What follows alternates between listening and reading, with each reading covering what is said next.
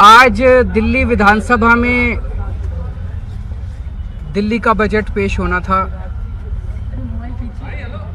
दुर्भाग्यवश कल शाम को केंद्र सरकार ने उस बजट पे रोक लगा दी। इससे एक अनप्रेसिडेंटेड कॉन्स्टिट्यूशनल क्राइसिस पैदा हुआ।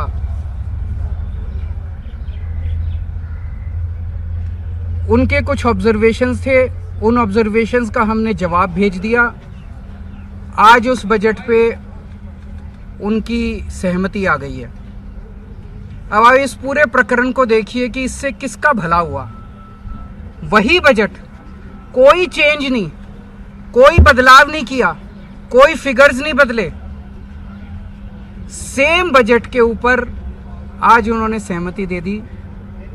तो इससे तो केवल एक ही चीज साबित होती है, उनके अहंकार को संतुष्टि मिल गई इस पूरे प्रोसेस से। उनको ये संतुष्टि मिल गई कि उन्होंने दिल्ली सरकार को झुका दिया, उन्होंने केजरीवाल को झुका दिया। हम हमेशा आपके सामने झुके हुए हैं। केंद्र सरकार को मैं कहना चाहता हूं, हमें दिल्ली चलाने दीजिए, हमें और कोई ख्वाहिश नहीं है। हम दिल्ली चलाना चाहते हैं। हम रोज रोज के झगड़ों से परेशान हो चुके हैं, हम झगड़े नहीं चाहते।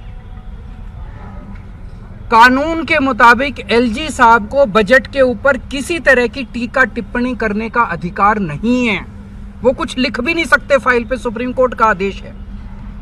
कानून के मुताबिक केंद्र सरकार को बजट के ऊपर टीका टिप्पणी करने का कोई अधिकार नहीं है।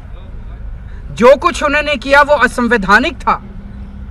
लेकिन जैसे मैंने कहा, हमें लड़ना नहीं था उनसे, हम लड़ना नहीं चाहते।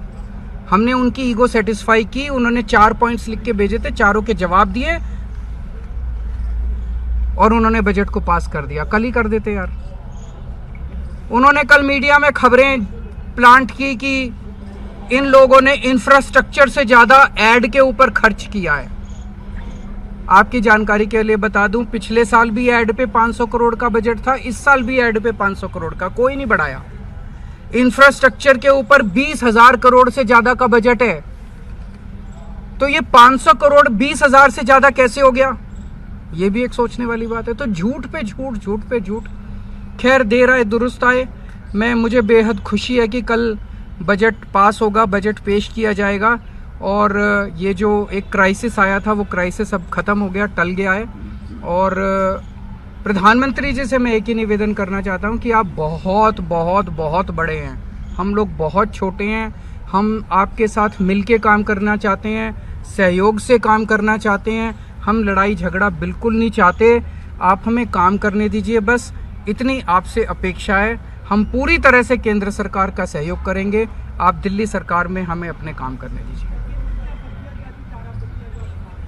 एक उन्होंने लिखा था, शायद मेरे को चारों अब याद नहीं है, लेकिन एक लिखा था कि कैपिटल एक्सपेंडिचर इतना क्यों है, इतना क्यों नहीं है। तो उनको बता दिया भाई पिछले 4 साल से जो आ रहा है उतना ही है। एक उन्होंने लिखा था एड के ऊपर इतना क्यों है, इतना क्यों नहीं है। तो उनको बता दिया जी पिछले साल भी इतना था, इस साल भी इतना है। एक उन्होंने सब्सिडी पे लिखा था, उसमें भी हमने कहा था जी पिछले 5 साल का सब्सिडी का पैटर्न देख लो, सेम चला आ रहा है। बस इतना एक आयुष्मान योजना। आप किसी तरह की जांच कर रहे हैं क्या? एमएचए में किसी की तरफ से लगाया गया अलग से? देखिए, हमारे पास तो एमएचए से आता है, तो एमएचए में कौन लगाता है, कैसे लगाता है, ऑब्वियसली बिना टॉप के अनुमति के तो किसी सरकार का बजट कोई छोटा बाबू तो रोक नहीं सकता। जिस तरह से अधिकारियों का रवैया था, उस पर क्या कहेंगे? वो आज इसने अभी पूरे मामले को प्रिविलेज कमेटी में भेजने के लिए विधानसभा ने रेजोल्यूशन पास किया। सर, आपको क्या लग रहा है, क्या एजेंडा था? वाज इट केवल ईगो सेटिस्फेक्शन है? आप खुद ही सोचिए, केवल इतना था, ईगो सेटिस्फाई करनी थी कि हमने दिल्ली सरकार को झुका दिया, हमने केजरीवाल को। हम तो वैसे ही झुके हुए हैं यार, हम वैसे ही मरे हुए लोग हैं, हम वैसे ही छोटे से लोग हैं। छोटी सी पार्टी है, द वर्ल्ड स्मॉलेस्ट पार्टी, वो लोग वर्ल्ड लार्जेस्ट पार्टी हैं। रोज हमें डांट के मार के डंडा मारते हैं, रोज पता नहीं क्या संतुष्टि हो। बजट डिले हुआ, इससे क्या नुकसान आप देख रहे हैं? अभी कोई नुकसान नहीं है, कल बजट पेश हो जाएगा। But it is not a healthy tradition. एक इलेक्टेड गवर्नमेंट के बजट को इस तरह से रोकना, ये बहुत ही अस्वस्थ परंपरा है। काश ये शुरू ना हुई होती, लेकिन अब अगर शुरू हुई है तो ये रिपीट ना हो कहीं भी। भगवान से ऐसी प्रार्थना है। LG has no power to raise any objection or make any observation on the budget. It is beyond his powers.